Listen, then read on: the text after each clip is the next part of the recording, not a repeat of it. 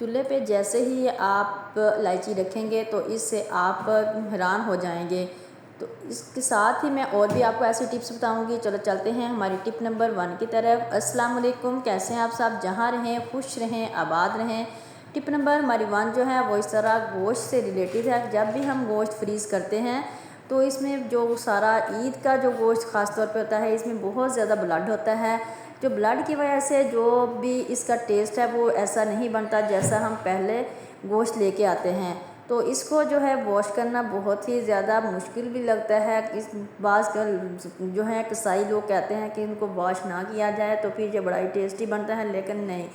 आपने करना क्या है, आपने लेना है सिरका लेके उसको पानी में डाल दें, गर्म पानी लें थोड़ा सा और इसमें सिरका डाल दें। सिरका डालने के बाद आपने इसमें डालना है नमक। 1 टेबलस्पून इसमें आप नमक डाल दें। नमक डालने के बाद आपने इसको अच्छी तरह से मिक्स कर लेना है। मैं तो इसे हाथ की मदद से ही पानी को अच्छी तरह से मिक्स कर लूँगी।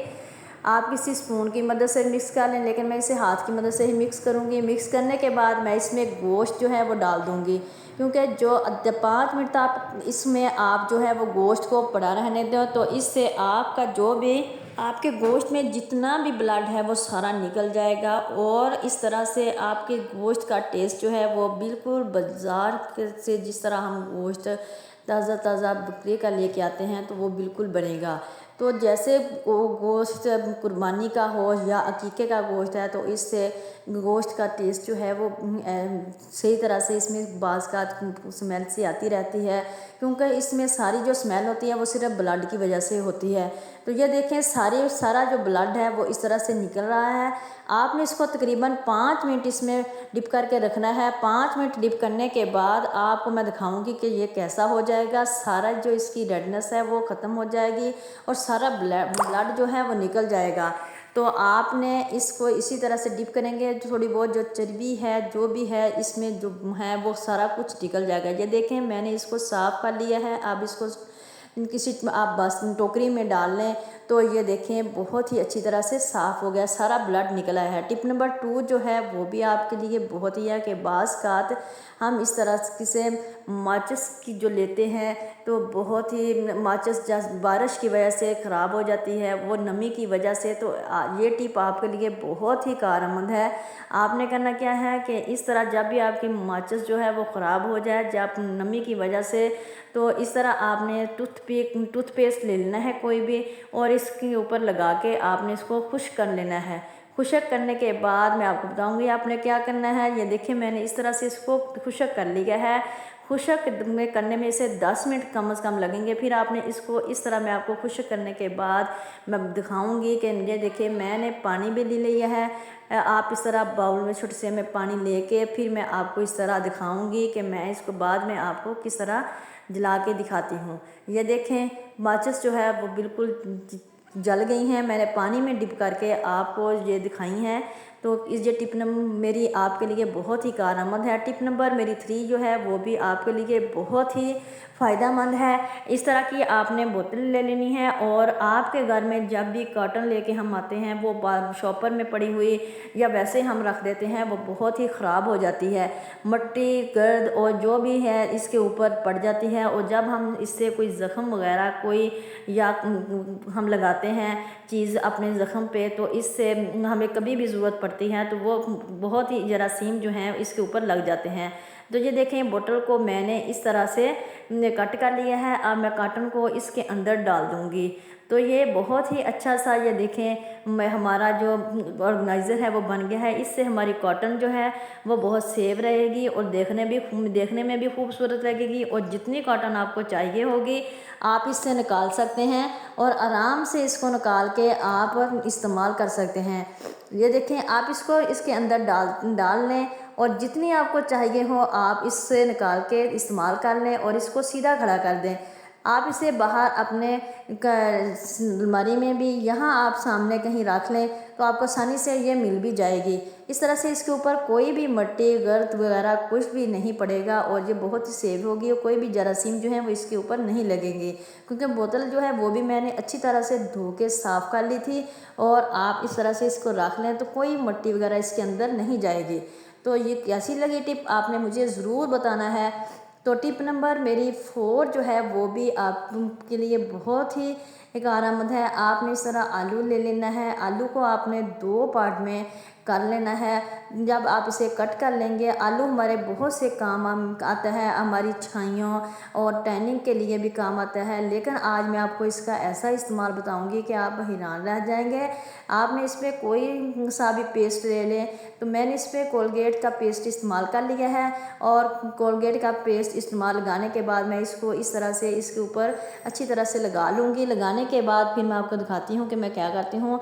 हमारा जो बर्तन धोने वाला सिंक होता है या वॉश बेसिन होता है, उस पर कोई बाज़ का ऐसे दाग लग जाते हैं जिसको साफ़ करना बहुत मुश्किल हो जाता है, और इसको साफ़ करने के लिए हमें हार्पिक या कोई भी तेज़ाब वगैरह का इस्तेमाल करना पड़ता है।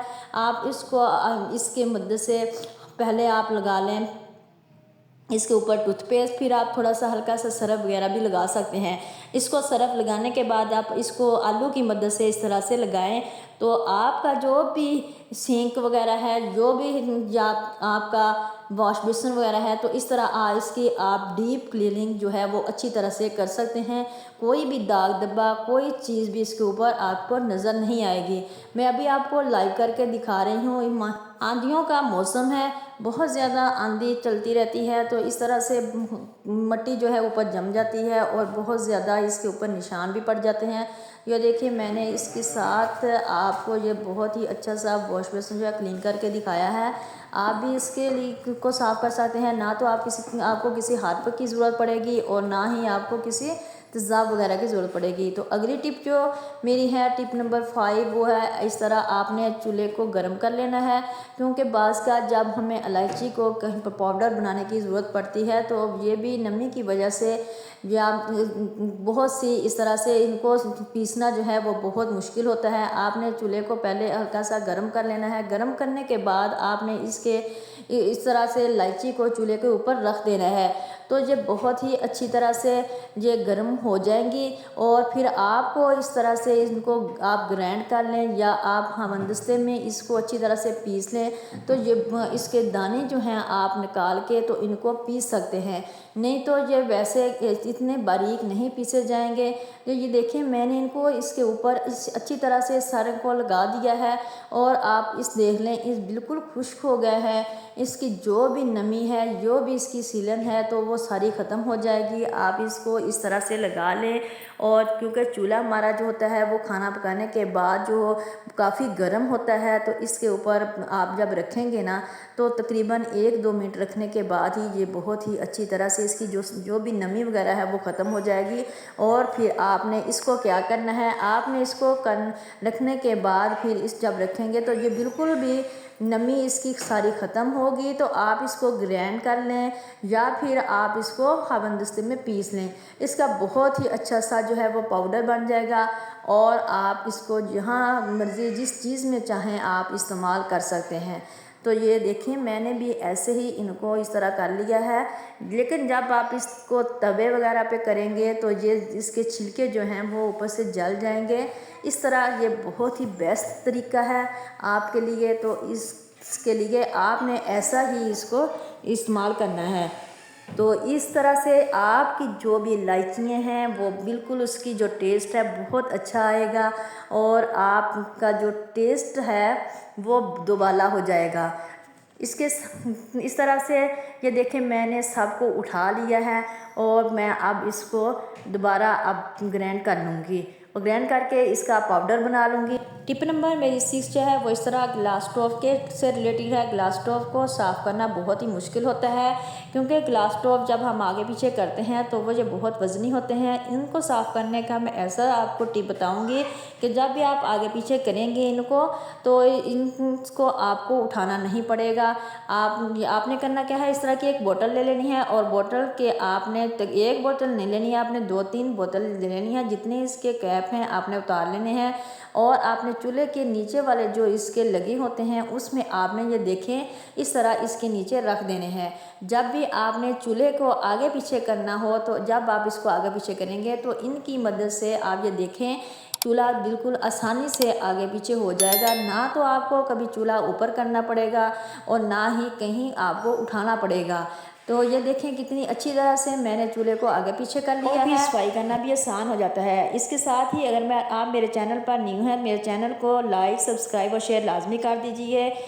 फिर मैं इजाज़त चाहती हूँ। अपना रखिएगा बहुत सारा ख्याल, दुआओं में याद रखिएगा। अल्लाह हाफिज़।